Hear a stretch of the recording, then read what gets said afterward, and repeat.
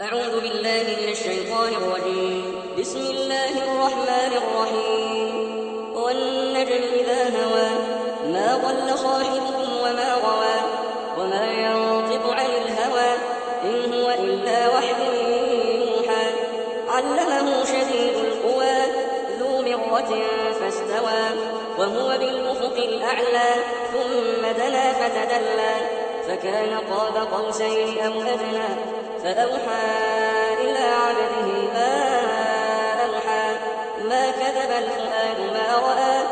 أفتمارونه على ما يرى ولقد رآه نزلة أخرى عند سدرة المنتهى عندها جنة المأوى إذ يغشى السدرة ما يغشى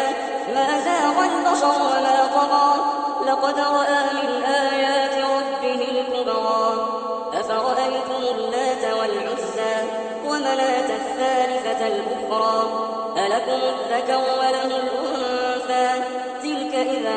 قسمة ضيزى إن هي إلا أسماء سميتموها أنتم وآباؤكم ما أنزل الله بها من سلطان إن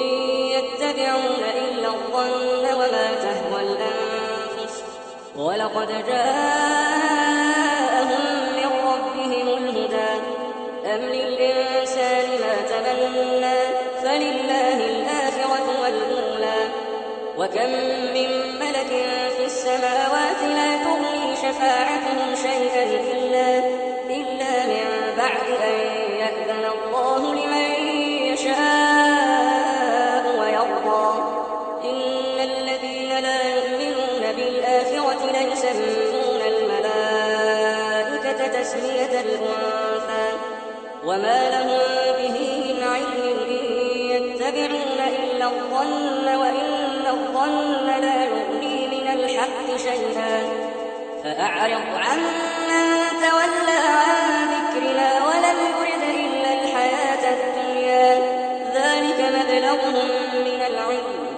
إن ربك هو أعلم بمن ضل عن سبيله وهو أعلم بمن اهتدى ولله ما في السماوات وما في الأرض ليجزي الذين أساءوا بما عملوا ويجزي الذين أحسنوا بالحسنى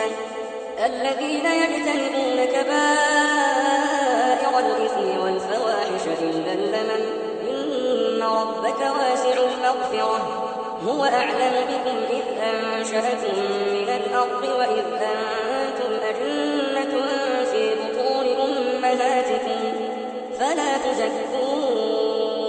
أنفسكم هو أعلم بمن اتقى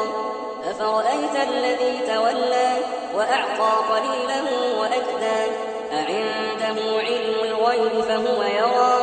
أم لم ينبأ بما في صحف موسى وإبراهيم الذي وفى ألا تزر وازرة وزر أخرى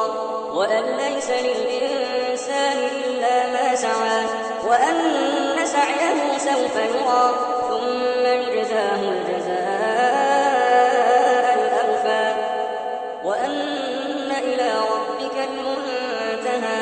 وأنه هو أضحك وأبكى وأنه هو أمات وأحيا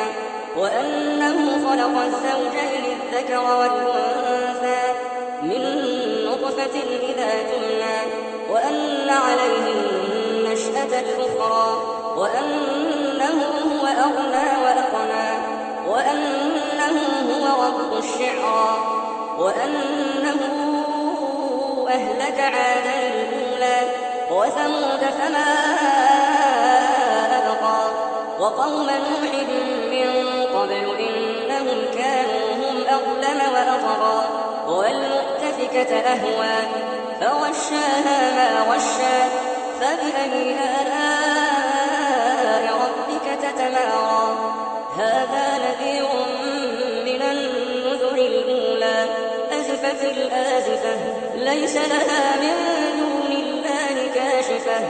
أفمن هذا الحديث تعجبون وتضحكون ولا تبكون وأنتم سامدون فاسجدوا لله واعبدوا